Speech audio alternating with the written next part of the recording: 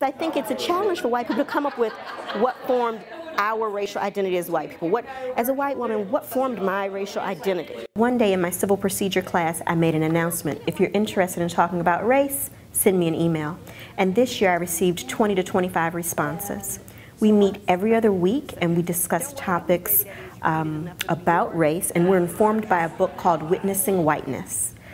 My goal in having this discussion group is that my students are able to talk about race and think about race without being afraid.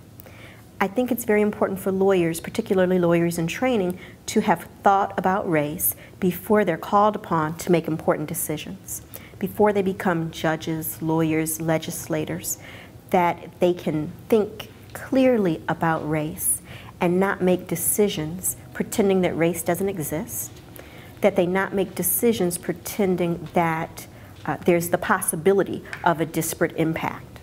So I think through this group, we acquire the language to talk about race. We are reflective about who we are.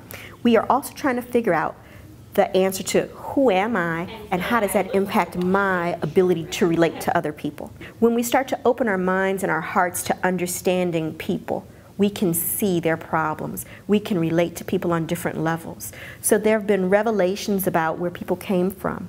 There have been revelations about people who are hiding part of their racial identity for fear of what people will think about them.